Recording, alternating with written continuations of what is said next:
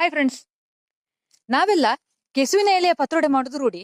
ಆದ್ರೆ ನಾನಿವತ್ತು ಬಾಳೆಯ ಹೂವಿದ್ದು ಅಂದ್ರೆ ಕುಂಡಿಗೆ ಅಂತ ಕರಿತೇವಲ್ವಾ, ಆ ಕುಂಡಿಗೆದ್ದು ಪತ್ರೊಡೆ ಮಾಡೋದು ಹೇಗೆ ಅಂತ ತೋರಿಸಿಕೊಡ್ತೇನೆ ನಿಮ್ಗೆ.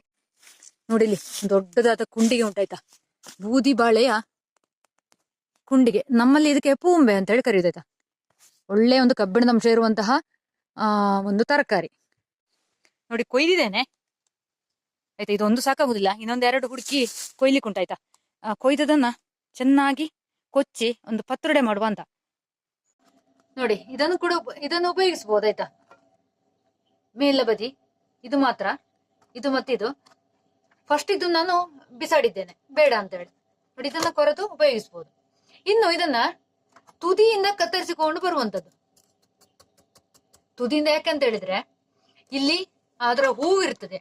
ನಮ್ಗೆ ತುದಿಯಿಂದ ಅರ್ಧವರೆಗೆ ಕತ್ತರಿಸಿದ ನಂತರ ಇದು ಹೀಗೆ ಬರ್ತದೆ ತೆಗಿಲಿಕ್ಕೆ. ಅವಾಗ ಹೂವನ್ನು ನಾವು ತೆಗೆದು ಬಿಸಾಡ್ಬೇಕು.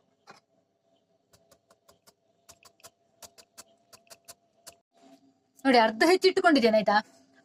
ಅರ್ಧ ಹೆಚ್ಚಿಟ್ಟುಕೊಂಡ ನಂತರ ಇದರ ಎಸಳನ್ನೆಲ್ಲ ತೆಗಿಬೇಕಾಗ್ತದೆ. ಯಾಕಂತ ಹೇಳಿದ್ರೆ ಇದರಲ್ಲಿ ಹೂವು ಇರ್ತದೆ. ಈ ಹೂವನ್ನ ನಾವು ತೆಗಿಬೇಕು. ಅದಕ್ಕೋಸ್ಕರ ಅದನ್ನು ನಾವು ಇಲ್ಲಿ ತೆಗೆದಿಟ್ಕೊಳ್ಬೇಕಾಗ್ತದೆ. ಇದನ್ನು ನಾವು ಮತ್ತೆ ಚೂರಿಯಲ್ಲಿ ಕೊರೆಯುವಂತದ್ದು.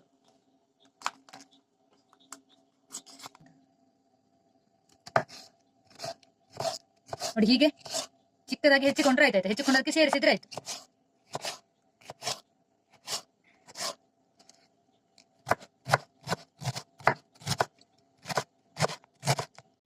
ನೋಡಿ, ನಾವು ಕೆಸುವಿನ ಎಲೆಯಲ್ಲಿ ಯಾವೆಲ್ಲ ಐಟಮ್ಸ್ ನಾವು ಹಾಕ್ತೇವೆ ಅದೇ ಐಟಮ್ಸ್ ಕೂಡ ಇದಕ್ಕೆ ಹಾಕುವಂತದ್ದು. ನೋಡಿ, ಕೊತ್ತಂಬರಿ, ಉಪ್ಪು, ಹುಣಸೆ ಹಣ್ಣು, ಬೆಲ್ಲ, ಒಣಮೆಣಸು, ಹಾಗೆ ಜೀರಿಗೆ ಮತ್ತು ಬೆಲ್ಲವನ್ನು ನಾವು ಕೊನೆಗೆ ಸೇರಿಸಿಕೊಳ್ಳಿಕ್ಕಿದ್ದೇವೆ. ಮತ್ತೆ ನೆನೆಸಿದ ಕುಚಲಕ್ಕಿ.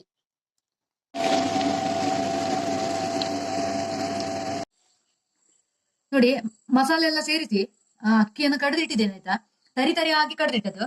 ಇದಕ್ಕಿನ್ನು ಈ ಹೆಚ್ಚಿಟ್ಟ ಕುಂಡಿಗೆಯನ್ನ ಸೇರಿಸುವಂತದ್ದು. ಚಂದ ಮಾಡಿ ಸೇರಿಸಿ ಮಿಕ್ಸ್ ಮಾಡ್ಬೇಕು. ಚಂದ ಎಲ್ಲವನ್ನ ಸೇರಿಸಿ ನಾನೀಗ ಮಿಕ್ಸ್ ಮಾಡ್ತೇನೆ.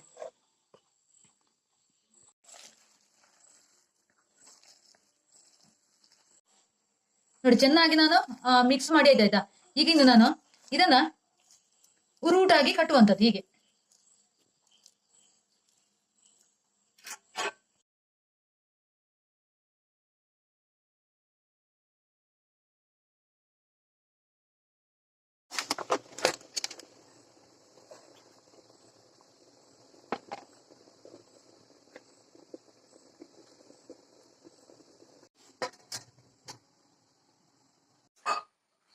ನೋಡಿ, ಬಾಳೆ ಕುಂಡಿಗೆಯ ಪತ್ರೊಡೆ ರೆಡಿ ಆಯ್ತು. ನೋಡಿ,